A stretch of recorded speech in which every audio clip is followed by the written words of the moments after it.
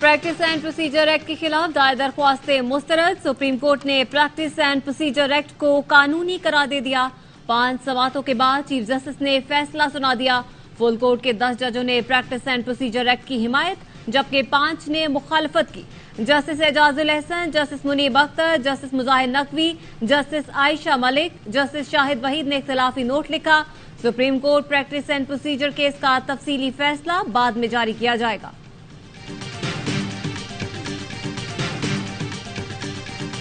Practice and procedure act बरकरार रहने के बावजूद माजी के फैसलों पर अपील का हक हासिल नहीं होगा। माजी से इत्तलाक की शिक 7-8 से मुस्तरद। आर्टिकल 184(3)(a) के मुकदमात में अपील का हक बरकरार रहेगा।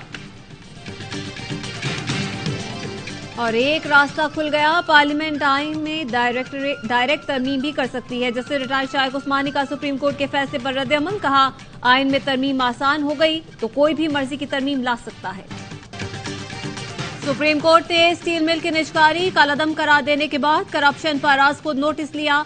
सुओ मोटो से आज तक स्टील मिल 206 अरब का नुकसान कर चुकी। अटॉर्नी जनरल के दलाइल, जस्टिस मुजाहिर अली अकबर नकवी ने कहा इस कार्रवाई को सुप्रीम कोर्ट के खिलाफ चार्जशीट नहीं बनाया जा सकता। जस्टिस शाहिद वहीद ने इस्तफसार किया, क्या आप मौलवी तमीजुद्दीन से हुदैबिया तक सुप्रीम कोर्ट को चार्जशीट करना चाहते हैं? चीफ जस्टिस ने रिमार्क्स दिए, हम में तनकीद सुनने का हौसला होना चाहिए। अटॉर्नी जनरल सिर्फ हमें आईना दिखा रहे हैं। जस्टिस मुनीब अख्तर ने अटॉर्नी जनरल से कहा, माजी के फैसलों का मतलब ये नहीं कि पार्लियामान को मुदाखलत का इख्तियार मिल गया। आपसे लेक्चर सुनने नहीं बैठे कि कौन सा फैसला दुरुस्त था, कौन सा नहीं।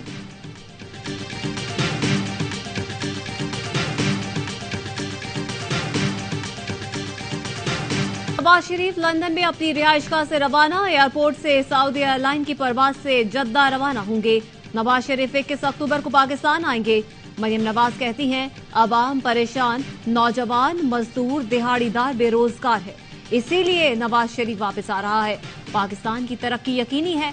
लाहौर में बल्दियाती नुमाइंदों और कारकुनों से गुफ्तगू, कहा गरीबों का साथी और हमदर्द सिर्फ नवाज शरीफ है।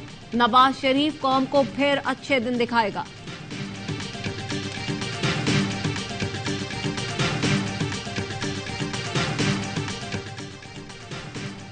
विफाकी काबीना ने सुहेल नासिर की डिप्टी चेयरमैन नैब तकर्री की मंजूरी दे दी। नैब प्रोसिक्यूटर जनरल के लिए एहतशाम कादिर की तकर्री की मंजूरी।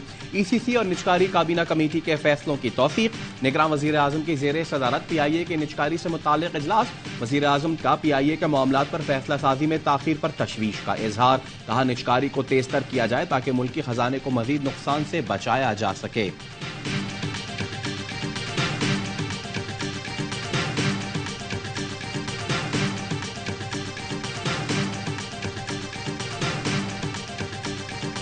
चेयरमैन PTI ने साइफर केस में फर्द जुर्म आयद करने का हुक्म चैलेंज कर दिया।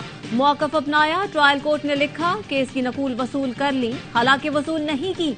इस्लामाबाद हाई कोर्ट ने चेयरमैन PTI को सहूलतों की फराहमी से मुतालिक दरख्वास्त पर फैसला महफूज कर लिया। जस्टिस गुल हसन औरंगजेब ने कहा, हमने जेल अस्पताल का दौरा किया, वो बीमारों से भरा पड़ा है, इस हवाले से ऑर्डर पास करेंगे।